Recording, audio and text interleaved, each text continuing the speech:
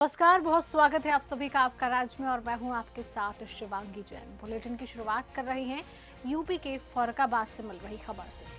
UP के फर्रुखाबाद से खबर है, आपको बता दें कि स्वास्थ्य विभाग की लापरवाही से महिला की जान चली गई है, जहां 1 सैकड़ा से अधिक अवैध नर्सिंग बिना डॉक्टर के संचालित हो रही। जनपद कन्नौज की कोतवाली छिबरा मऊ के ग्राम कुंवरपुर निवासी ने अपनी पत्नी को दिखाने आए, वहीं झोला छाप डॉक्टर अंजेश को दिखाया।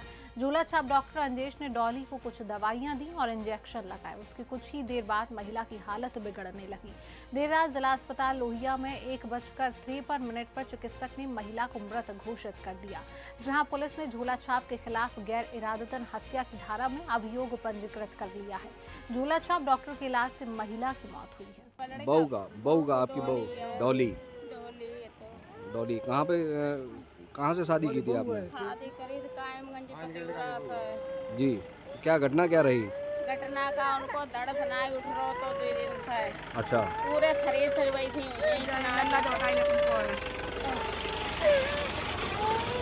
तो उनको दर्द उठत नहीं है तो मैंने दवा इन बताओ या कूदगंज तो हमने लिया मैं जाकर बढ़िया डॉक्टर है वो तो उन्हें 3 सुई लगाई थी। किसने बताया था आपको डॉक्टर को? गाँव वाले ने बताया दो कि अच्छो डॉक्टर है तो सही कर देते हैं। तो सही कर देते को महिला चले आते हैं। क्या नाम है डॉक्टर का, कुछ पता है आपको? किस नाम से क्लिनिक है उनका? नाम का डॉक्टर यूपी के चंदौली मुख्यालय से 2 किलोमीटर पर स्थित सदर कोतवाली में नेगुरा गांव में हिंदू परिवार पर 200 की संख्या में जिहादियों ने हमला किया था। सुदर्शन न्यूज ने बड़ी ही प्रमुखता से खबर चलाई। हिंदू परिवार से मिलने के लिए नेगुरा गांव बीजेपी के नेता पीयूष कुमार राय पहुंचे। उन्होंने क्या कुछ खास बातचीत की है, आप सुनिए। चंदौली मुख्यालय से 2 किलोमीटर पर स्थित नेगुरा गांव है और यहाँ पे पीयूष राय जी आए, इनसे बात करेंगे कि जो कठमुले हमला किए थे एक हिंदू परिवार पे और उनको अभी तक न्याय नहीं मिला है, इस संबंध में क्या कहेंगे? सुदर्शन न्यूज में आपका स्वागत है। आज आए हम नेगुरा गांव में। अगर हिंदू परिवार को न्याय नहीं मिला तो आप क्या करेंगे इसमें? देखिए, ये कहीं प्रश्न ही नहीं उठता है कि पूज्य महाराज जी की सरकार में उत्तर प्रदेश में न्याय न मिले। निश्चित रूप से एक घटना हुई है, घटना की जांच पड़ताल होना जरूरी भी है, क्योंकि न्यायोचित यही कार्रवाई होती है। जो भी दोषी होगा वो किसी भी धर्म या किसी भी मजहब का हो, जो भी दोषी होगा उसके खिलाफ सख्त से सख्त कार्रवाई है। पूज्य महाराज जी का जब से 2017 में ये सरकार बनी है, आदरणीय योगी आदित्यनाथ जी का, उनका हमेशा से अपना रवैया क्लियर रहा है। किसी भी तरीके के अपराध और अपराधी को इस प्रदेश में बर्दाश्त नहीं।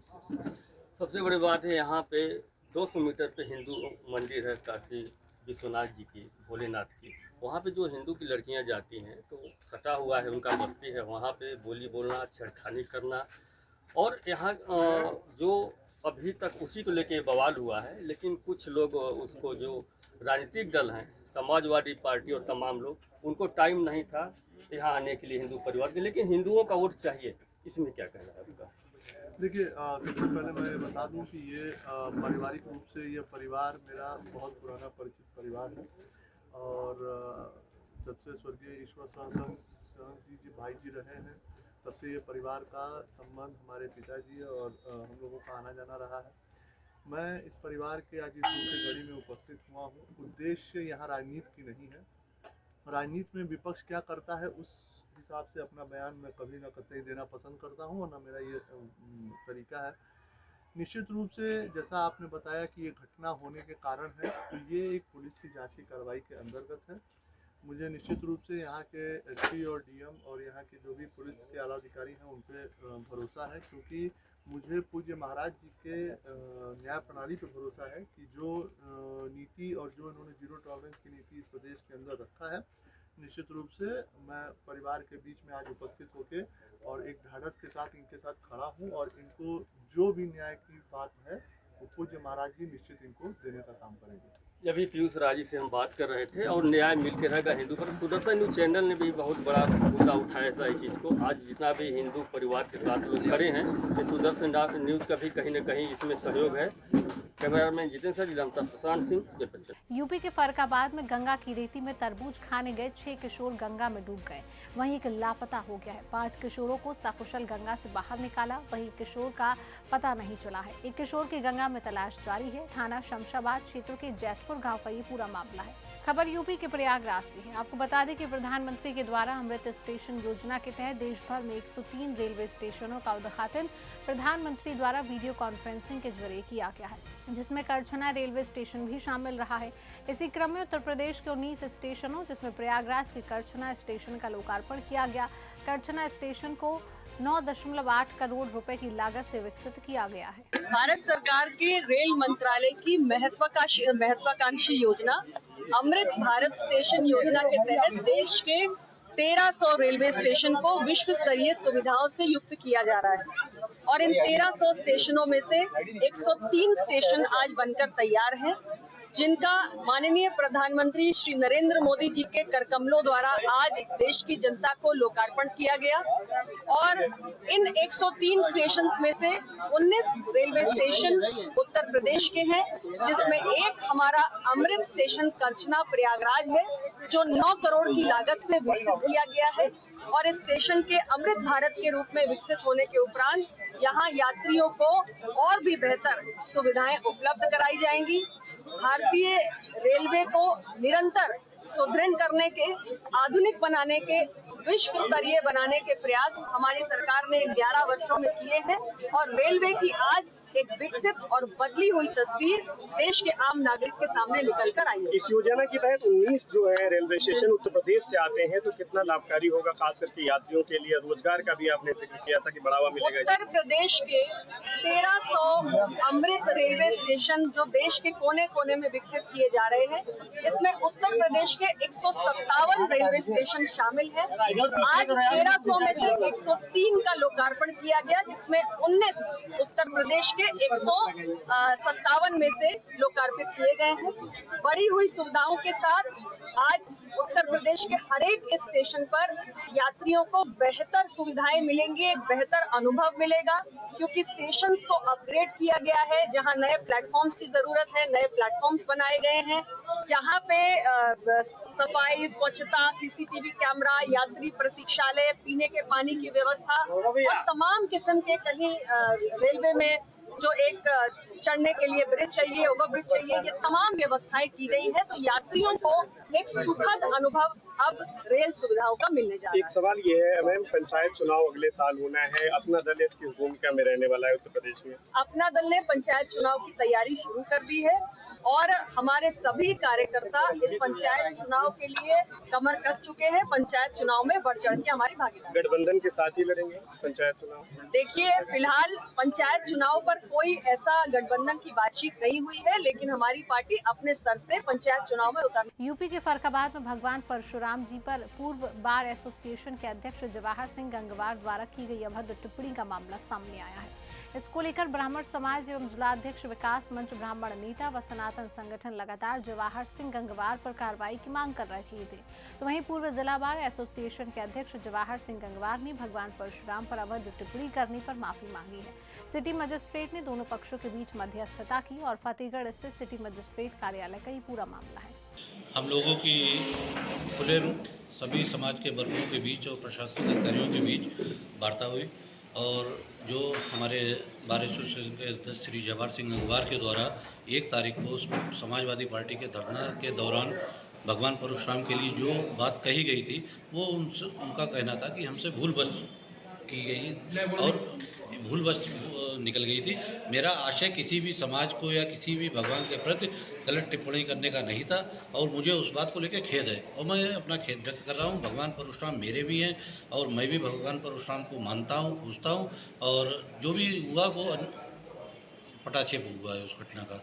यूपी के चंदौली कोतवाली अंतर्गत नेगुरा गांव में जिहादियों ने हिंदू परिवार पर हमला किया था। सुदर्शन न्यूज के खबर का असर हिंदू परिवार से मिलने पहुंचे सैयद राजा के लोकप्रिय विधायक सुशील सिंह। जिला संवाददाता प्रशांत सिंह की सैयद राजा विधायक सुशील सिंह ने संबंध में खास बातचीत की गई है, आप भी सुनिए। चंदौली जनपद से 2 किलोमीटर दूर से यहाँ पे नेगुरा ग्राम है और यहाँ पे जो कोटमुले जिहादी थे जो हिंदू परिवार पे हमला किए थे, और सजराजा से लोकप्रिय विधायक सुशील सिंह जी आए हैं गांव में हिंदुओं परिजनों का हाल जानने के लिए।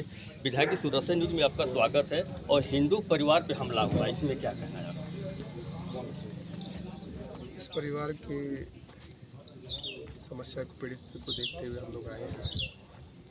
काफ़ी चीज़ों की जानकारी हुई है। कानून अपना काम कर रहा है, उचित कार्य कर रहा है। जो लोग भी दोषी हैं उनके खिलाफ कार्रवाई पुलिस कर भी रही है। न्याय मिलेगा, सबको न्याय मिलेगा। इस गांव में देख रहे हैं जो जिहादी टाइप के लोग हैं, आज भी धमकी दे रहे हैं कि खून का बदला खून। लेकिन पुलिस तो काफ़ी लोगों पे कार्रवाई भी की है, लेकिन ये अभी भी घूम रहा है। और जो मंदिर है, शिव मंदिर है, वहाँ पे जो हिंदू परिवार की लड़कियाँ जाती हैं उनके साथ छेड़खानी, सारा विवाद इसी को लेकर हुआ है।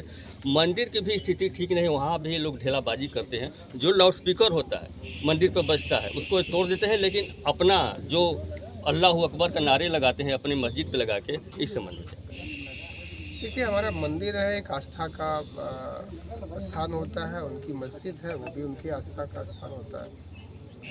उनसे भी मैं कहना चाहूँगा कि ऐसी कोई हरकत ना करे कि हमारी आस्था पे ठेस पहुँचे। हम अपने लोगों से भी कहेंगे कि हमारे समाज या अपने धर्म के लोग भी ऐसा कुछ ना करें जो उनके समाज को ठेस पहुँचे। लेकिन जो अत्याचारी लोग हैं, जिनकी सोच पाकिस्तान की विचारधारा की है, उनको तो समझना पड़ेगा, अन्यथा उनका इलाज किस तरह से होगा वो सपने में भी नहीं सोच सकते हैं। जो मोदी जी ने कहा था एक सवाल है, मुख्यमंत्री योगी आदित्यनाथ जी ने कहा है कि बटेंगे तो कटेंगे, इस संबंध में क्या कहना है? देखिए, बटेंगे कटेंगे ये तो अपने लोगों को हम बता रहे हैं, जगा रहे हैं। क्योंकि बहुत से अपने ऐसे लोग हैं जो सो जाते हैं, उनको किसी समाज से या अपने लोगों से मतलब ही नहीं रहता है। तो इसलिए अगर हम अपने लोगों को जगा रहे हैं तो ये कोई खराब शब्द तो है नहीं। हम तो सिर्फ अपने लोगों को बता रहे हैं। जो हमारे लोग हो वो इस विषय को समझे कि ये शब्द हम कह क्यों रहे हैं। जब जब हम बटे हैं तब तब कटे हैं, ये इतिहास है। और इतिहास को देखने के बाद भी अगर हम सतर्क नहीं होंगे, चीज़ों को नहीं समझेंगे। आज देख लीजिए पश्चिम बंगाल में क्या हो रहा है। देश का सबसे खराब स्थिति अगर कहीं है तो वो पश्चिम बंगाल की है। तो ऐसी परिस्थिति में लोगों को जगने की ज़रूरत है। आदरणीय योगी जी ने कहा, आदरणीय मोदी जी ने कहा कि नहीं, एक रहेंगे तो नेक रहेंगे। सब क्या है, ये चीज़ों को बताया जा रहा है कि अगर हम एक साथ रहेंगे तो मजबूत रहेंगे। हमारी ताकत बहुत है, हमारी ताकत दुनिया ने देखी है। अगर हम एक साथ रहेंगे तो मजबूत रहेंगे। हम हिंदुस्तानी हैं।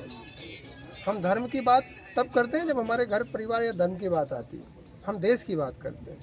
एक सवाल और, पहले यहाँ पे 100 मुस्लिम परिवार थे। हमें जहाँ तक जानकारी मिली है सूत्रों से विशेष कि यहाँ पे कुछ बांग्लादेशी भी रह रहे हैं इस गांव में, इनकी संख्या ज़्यादा हो, क्या इसमें जांच होनी चाहिए कि नहीं? नहीं, अगर बांग्लादेशी आपके जानकारी में आते हैं या किसी और की जानकारी में आ जाते हैं, दीजिए, हम लिख देंगे जांच के लिए। मुख्यमंत्री जी के कार्यालय से जांच करा देंगे। ऐसे लोगों की तो कार्रवाई हो जाएगी। उसमें कोई सोचने का विषय नहीं है। बांग्लादेशी हमारे यहाँ आके कैसे रह सकता है? तमाम हमारे नियम कानून बने हुए हैं। हाँ, कुछ लोग चुपके चोरी आ जाते हैं, कहीं मस्जिद में रुक जाते हैं, कहीं मज़ार में रुक जाते हैं। ऐसी चीज़ें भी आती हैं, लेकिन ये ऑथेंटिक चीज़ें मिलनी चाहिए। अगर मिलेगा तो कार्रवाई होगी, प्रशासन अपना कार्रवाई करेगा। अभी लोकप्रिय विधायक सजराजा सुशील सिंह से जो बात हो रही है सुदर्शन न्यूज़ पे, और जो भी होगा आगे इसकी जांच प्रक्रिया जारी रहेगी। कैमरामैन सतीश तिवारी जी के साथ जिला संवाददाता प्रशांत सिंह। यूपी के मथुरा जंक्शन के फुट ओवर ब्रिज पर शॉर्ट सर्किट के कारण भीषण आग लगी है। प्लेटफॉर्म नंबर 1 से प्लेटफॉर्म नंबर 4 पर जाने वाले फुट ओवर ब्रिज में अचानक से भयंकर आग लग गई। तो वहीं स्टेशन पर भीषण आग के चलते अफरा तफरी का माहौल हो गया। मामला जैसे ही उच्च अधिकारियों के संज्ञान में गया, टेक्निकल डिपार्टमेंट ने विद्युत वादित कर इमरजेंसी लाइट चालू की और आग पर काबू पाने के बाद विभाग की तरफ से जाँच के आदेश दिए हैं। कल रात में मथुरा स्टेशन के FOB पे प्लेटफॉर्म नंबर 5 के पास केबल की ओवरहीटिंग और गर्मी से एक स्पार्किंग की घटना रिपोर्ट हुई थी, जिसमें किसी भी यात्री या रेलवे कर्मचारी को कोई हानि नहीं हुई है। इसमें कोई भी ट्रेन ऑपरेशंस भी अफेक्ट नहीं हुए थे और इसे तुरंत अटेंड करके सही कर लिया गया। खबर यूपी के हरदोई जनपद से है। आपको बता दें कि प्रभारी मंत्री असीम अरोड़ आज हरदोई की सांडी ब्लॉक पहुंचे। उन्होंने सांडी ब्लॉक पहुंचकर विकास कार्यों का जायजा लिया है। साथ ही प्रेस कॉन्फ्रेंस रूम का फीता काटकर उनके द्वारा उद्घाटन किया गया। स्कूली छात्र छात्राओं ने प्रभारी मंत्री के स्वागत में सरस्वती वंदना स्वागतम गीत गाया। नगर पालिका द्वारा बनवाई गई गौशाला का भी प्रभारी मंत्री असीम अरोड़ के द्वारा निरीक्षण किया है। साथ ही उनके द्वारा गौशाला परिसर पहुंचकर गौवंशों के खाने पीने की व्यवस्था को परखा गया। इस दौरान जिला पशु चिकित्सा अधिकारी को आवश्यक दिशा निर्देश दिए गए हैं। यूपी के मथुरा से खबर है, जहां मेड इन पाकिस्तान का पंखा मिलने से हड़कंप मच गया। वहीं बांग्लादेशी मुर्दाबाद की नारी लगी। आपको बता दें कि मेड इन पाकिस्तान का पंखा मिलने पर साधु वेशधारी बांग्लादेशी नागरिकों के खिलाफ कार्रवाई की मांग की जा रही है। जहां धार्मिक स्थल राधाकुंड में वेश बदलकर साधु वेश में बांग्लादेशी नागरिक रह रहे हैं, तो वहीं बांग्लादेशी नागरिकों के खिलाफ नारेबाजी करते हुए एसएसपी के नाम पत्र लिखकर कार्रवाई की मांग की गई है।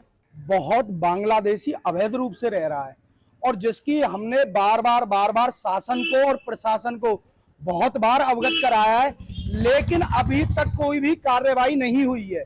कोई भी कार्रवाई नहीं हुई है। यहाँ बांग्लादेशियों ने माहौल खराब कर रखा है।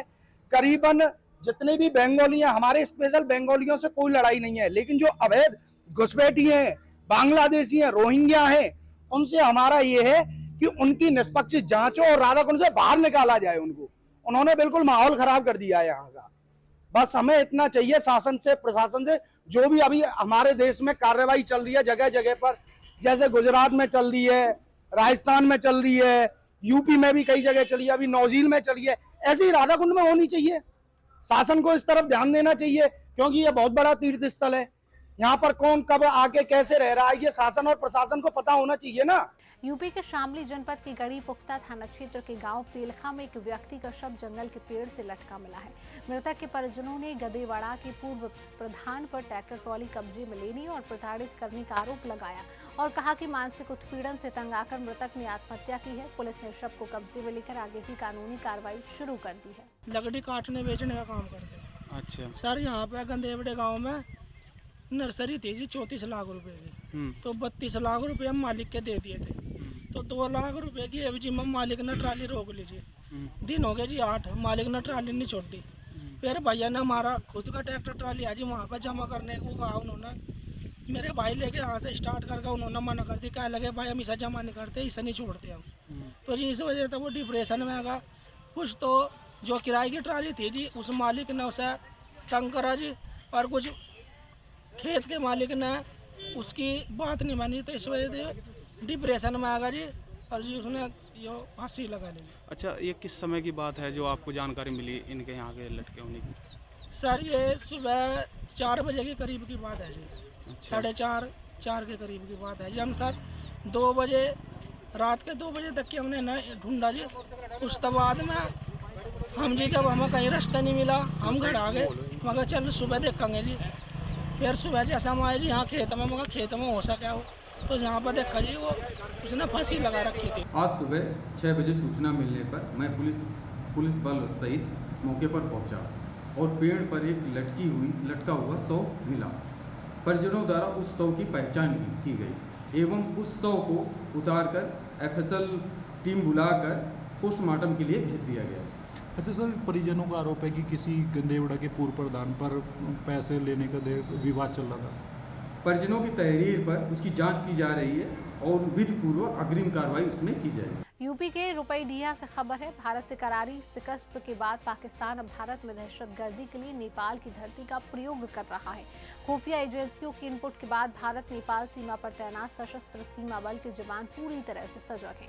जंगलों में काबिंग की जा रही है। बताया गया है कि 35 से 40 पाकिस्तानी दहशतगर्द व बांग्लादेशी घुसपैठिए नेपाल के रास्ते भारत में घुसपैठ करने की फिराक में है और नेपाल से आने वालों की बारीकी से जाँच कर रही है।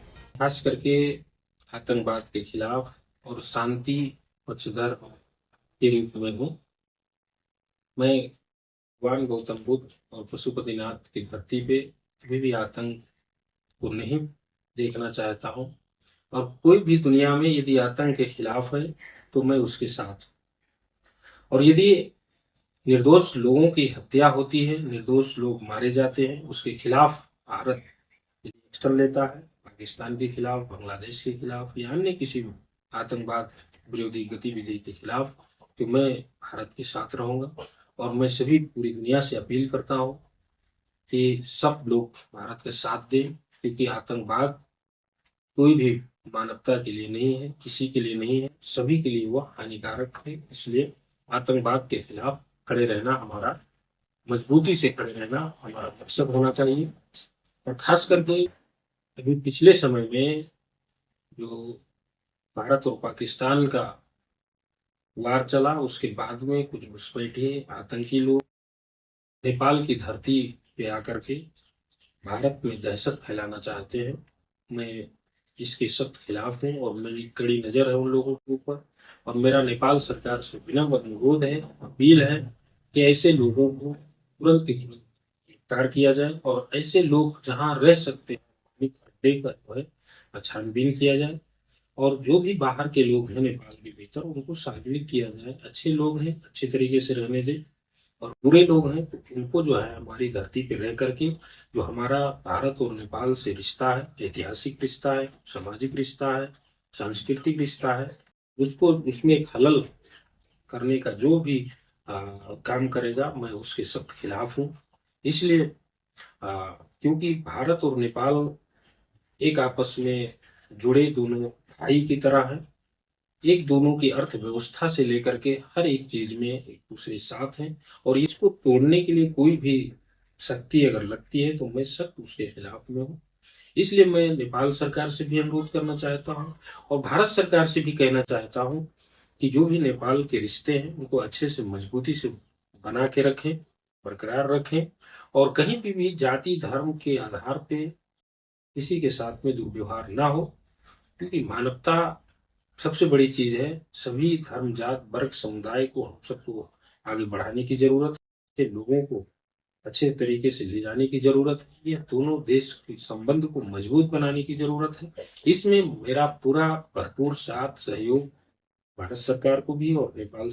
यूपी के फिरोजाबाद में विधायक सदर मनीष असीजा के प्रयासों से उत्तर प्रदेश की योगी सरकार द्वारा 30 लाख रुपए स्वीकृत कराकर 80 किलोवाट क्षमता का विद्युत संयोजन ट्रांसफार्मर पैनल पोल लाइनों के साथ पावर रूम की स्थापना का कार्य आज पूजन किया गया है। पूरी इसको संचालित करती है। इसी स्वर्गाश्रम में लंबे समय से एक विद्युत शवदाह की मांग और परिस्थितियों को देखते हुए उसकी आवश्यकता लगातार बनी हुई थी। तो हमारे फिरोजाबाद के ही निवासी और तत्समय में राज्यसभा के माननीय सांसद डॉक्टर अनिल जैन जी के प्रयासों से और उनके द्वारा स्वीकृत धनराशि से ये विद्युत शवदाह की स्थापना हो गई। परंतु एक लंबे समय से ये विद्युत शवदाह की स्थापना होने के बाद इसके संचालन के लिए अत्यंत व्यवहारिक कठिनाई, इसमें विद्युत कनेक्शन न होना, उस कारण से ये निष्प्रयोज्य पड़ा हुआ था। यहाँ की टीम श्री आलिंद जी, आदरणीय राकेश जी, आदरणीय मुन्ना बाबू जी और इनकी आदरणीय ध्रुवाचार्य जी समय समय पर मुझको इस बात के लिए जागृत करते थे, मुझसे अपेक्षा करते थे कि इसको संचालित करने के लिए आवश्यक विद्युत कनेक्शन के बगैर ये काम अधूरा है। उसी क्रम में 30 लाख रुपए की लागत से 80 किलोवाट की क्षमता का यहाँ पर विद्युत कनेक्शन और एक कोठरी, इसके संचालन के लिए इसके पैनल, इन सब की व्यवस्था के लिए आज पूजन हुआ है। यूपी के बुलंदशहर गुलाबटी से खबर है, जहां सैदपुर रोड पर दूध विक्रेता की दुकान में आग लगी है। वहीं सूचना पाकर पुलिस भी मौके पर पहुंची, फायर ब्रिगेड की गाड़ी भी आग बुझाने के लिए पहुंची और स्थानीय लोगों ने फायर ब्रिगेड की टीम ने मिलकर आग पर काबू पाया है और आग के कारण दुकान में रखा सभी सामान जलकर राख हो गया। यूपी के हरदोई में तिलक समारोह से घर वापस आए युवक पर जानलेवा हमला किया गया। वहीं घर के बाहर ही दबंगों ने युवक पर जानलेवा हमला कर दिया। दबंग हमलावर पिता की हत्या के मामले में भी नामजद है। पीड़ित रमन त्रिपाठी ने फायर करने का भी आरोप लगाया। हरदोई की सांडी कोतवाली क्षेत्र के अंतर्गत का ये पूरा मामला है।